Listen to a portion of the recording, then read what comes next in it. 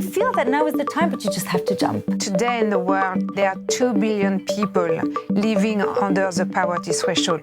And among those 2 billion people, 70% are women. You have to keep in mind that even here, women are still victims of bias. I see a lot of the senior female executives, all they need often is a little bit of confidence that they can get it done. Whatever dreams you have, you're told to just ignore it, because it's too risky, for example. But I'm a rebel, so, and I believe all entrepreneurs are rebels. Are the voices of women from around the world. They come from all walks of life, have different experiences, and are of all ages. There is one thing, though, that they all do have in common, actually two things. The first is that they are all entrepreneurs, and the second is that they are all part of Meet Her, a project that gives businesswomen like these a voice to tell the story of how they overcame social barriers to get where they are today. Meet Her is a project powered by Generali as a way to support women's advancement, but it is only one of the many facets of the company's drive to create an inclusive and diverse working environment. Generali is not new to D&I. The idea of mixing diverse backgrounds, perspectives, and identities is part of its DNA from the very first moment it was founded. 190 years ago, Trieste, where Generali was born, was in fact a crossroads city where Hungarian, English, Turkish, Italian, and French flags were flying in the city's windy port.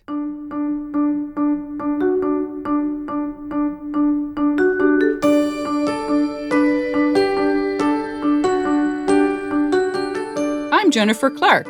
I am a journalist, and I've always been passionate about great stories. This is a story that is 190 years old. It is the story of Generali and how it has always been a life partner for its clients, for global communities, and for those who are in need, with a spirit of constant innovation and sustainability. It's a story that comes a long way into the future.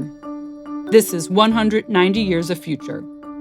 Episode 2, Creating Value with Diversity and Inclusion.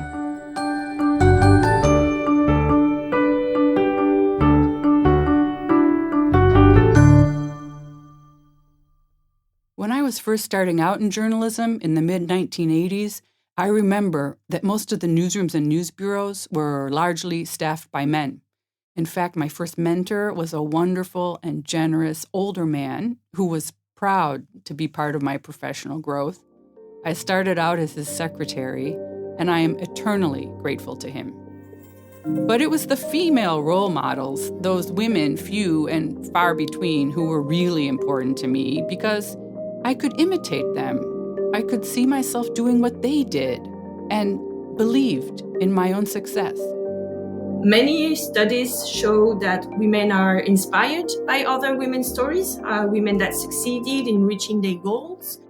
We are listening to Yolène Margand, who, with Nicolas Breton, two former students from Grenoble School of Management, founded Meet Her, a project that lets female entrepreneurs tell their stories about how they overcame the cultural and social barriers to success.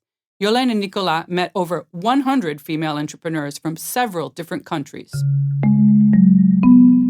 Meet Her is about promoting female entrepreneurship worldwide at a global scale.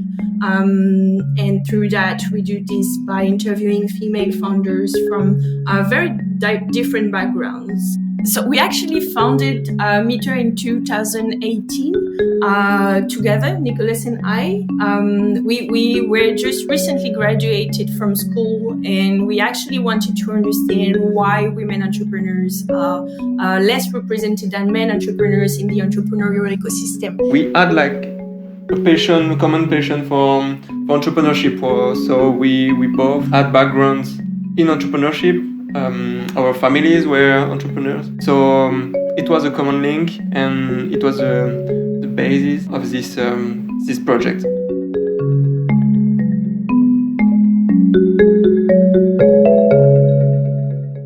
As Yolaine and Nicolas discovered, women have made progress in the business world, but they still face formidable obstacles in many, or indeed most, countries around the world.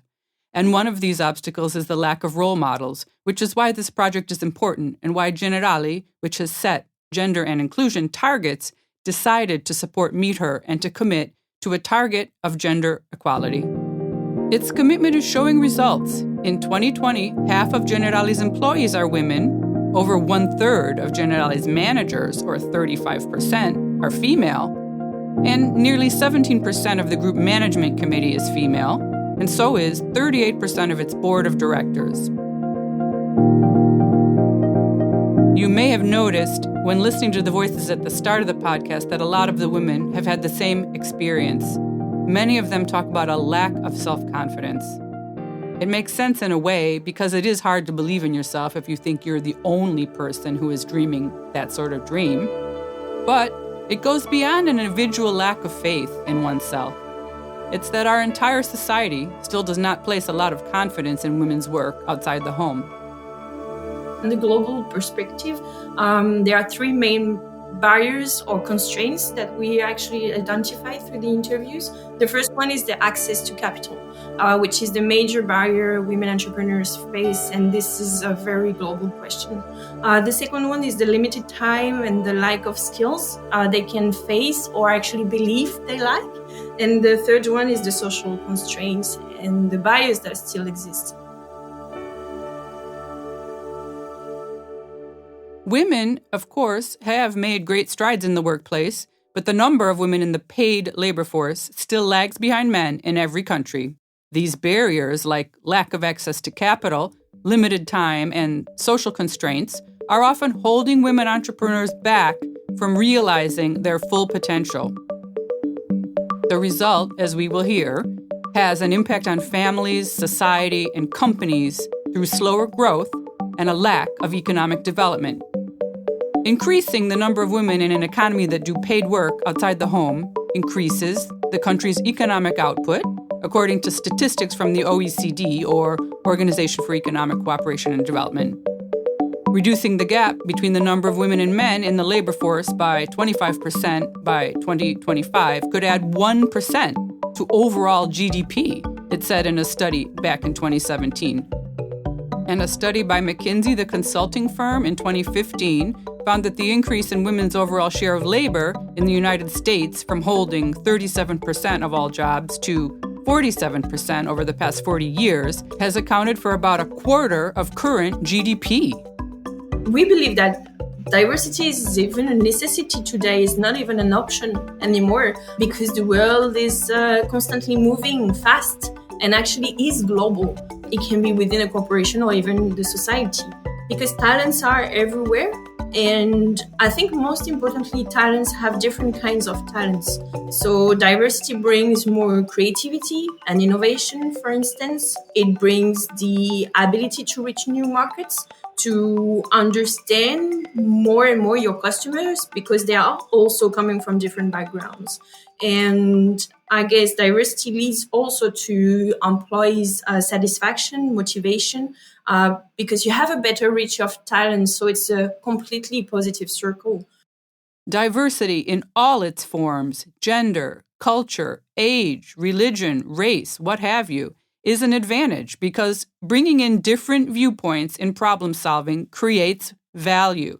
Generali is committed to promoting a culture of inclusion that celebrates people's uniqueness and all kinds of diversity in more than 50 countries where it does business. Being able to embrace diversity helps the group to support the customers and the communities it serves in the best possible way. Its commitment is so strong that Generali developed a group D&I index that measures the progress the group is making on diversity and inclusion. In 2020, this index overachieved the target of 100%. In addition to gender diversity, it also measures progress on a better generational balance between young and old, cultural background to attract people with new skills and global mindset, and creating a workplace where everyone can make a contribution without being discriminated against.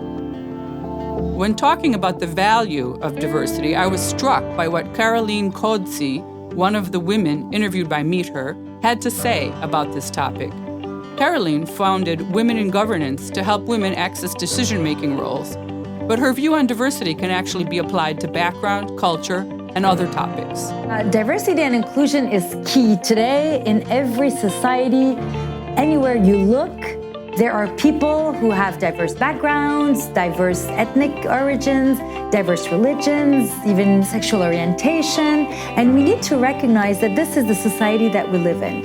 If you've got people who are diverse around the table, of course, consensus will not be reached as quickly as if I'm sitting with clones of myself. Because if I have 12 people who look like me, dress like me, talk like me, it's going to be very quick. We're all going to be in agreement, and we will say, oh, wonderful. Where do we sign? This is the perfect decision. But if we are sitting amongst people who have diverse perspectives and who are actually going to say, wait a minute, I don't agree with this. You haven't thought of that. Or did you look at it this way? And then all of a sudden, you will take the time to pause and look at other perspectives, other opportunities, other possibilities.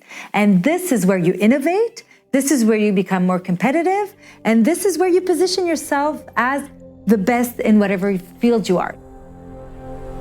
As we said at the beginning of this episode, the awareness that gender diversity can be an asset is relatively recent at most companies, maybe only 20 years old, as Bocconi Professor of Public Economics Paola Profeta will point out later. But for Generali, diversity, in a broader sense, has been a strategic advantage ever since it was founded 190 years ago. That's because, as we said, Trieste, where Generali got its start in 1831, was a border city, a melting pot of the Habsburg Empire, sort of like the New York of its day. It was where Mitteleuropa, or Central Europe, met the Mediterranean, and it was the landing point for the Silk Road that stretched all the way to Asia. So it was a mix of Latin, Slavic, Germanic, and Greek cultures and religions and languages. Its early insurance policies were written in German, Greek, in Bulgarian Cyrillic, and even in Armenian. Before World War I, you could buy newspapers in Trieste published in German, Croatian, Greek, Slovenian, and Italian, of course. In 1914, it inaugurated the largest Jewish synagogue in Europe. Generali's varied geography in Trieste made it diverse, and it was able to strike a balance between having a foot in Italy, let's say, or what became Italy, and the Austro-Hungarian Empire as a point of strength. So I would say diversity is in Generali's DNA for sure. The importance of diversity in economic terms and the positive impact it can have is something I find really interesting. I wanted to find out more from Paola Profeta at the Department of Social and Political Sciences at Bocconi University. Professor Profeta has been studying gender and diversity for years and the effects it has on society and on companies.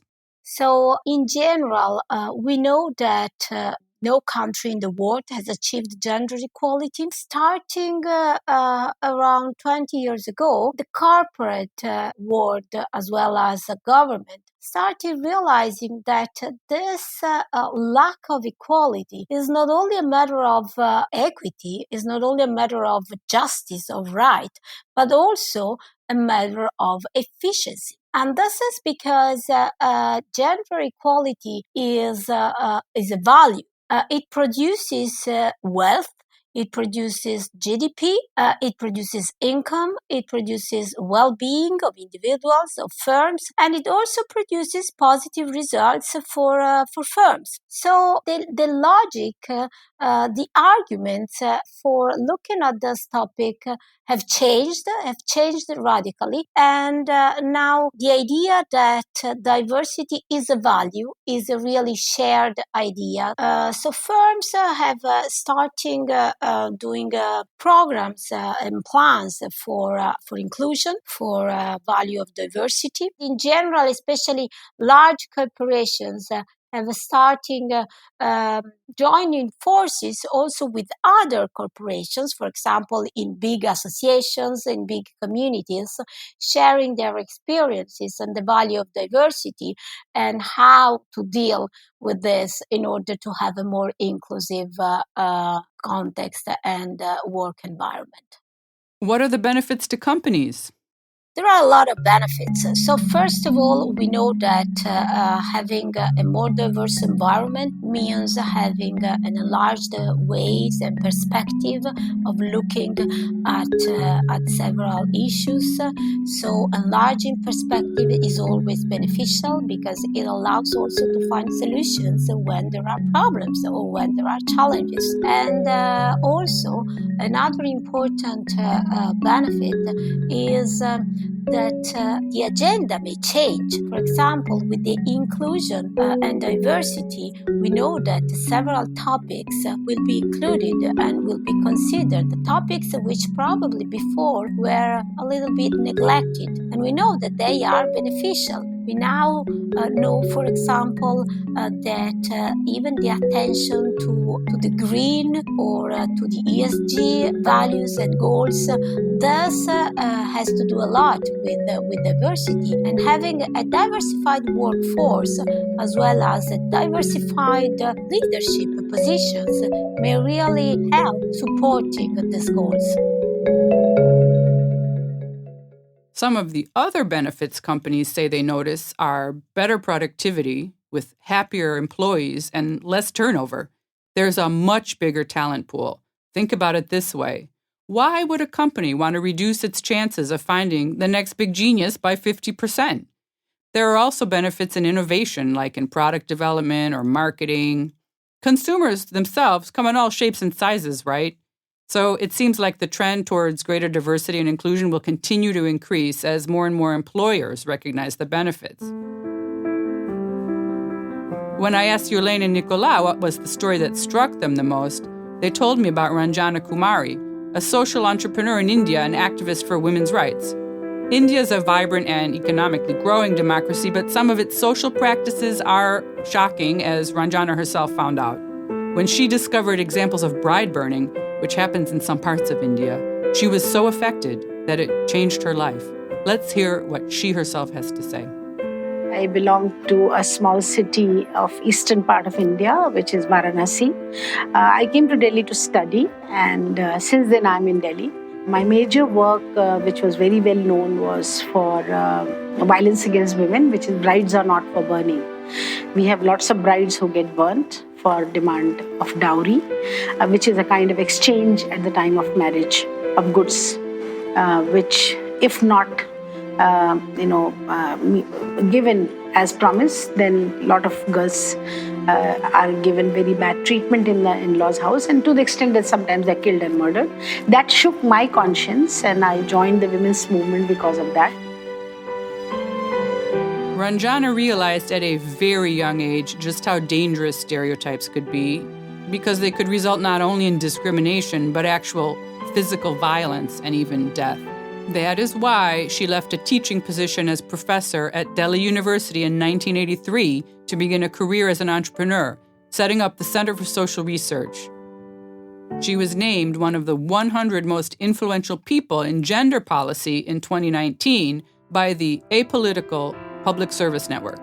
The first and the foremost condition for becoming an entrepreneur is to be self-confident.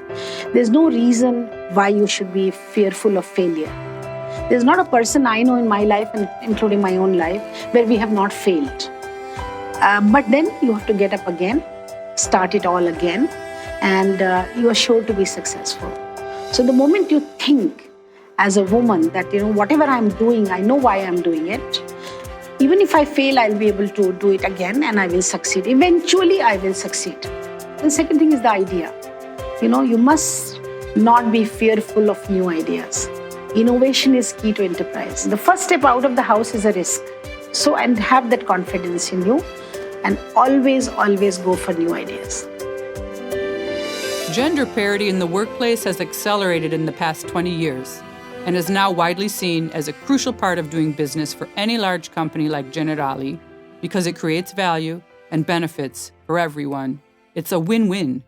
This progress is thanks to the efforts of women themselves, women like the ones we met today, Caroline and Ranjana. I'm grateful to these women and the women who came before me and fought for their rights to be heard and to be included. Together, we can all continue to create value from diversity and inclusion.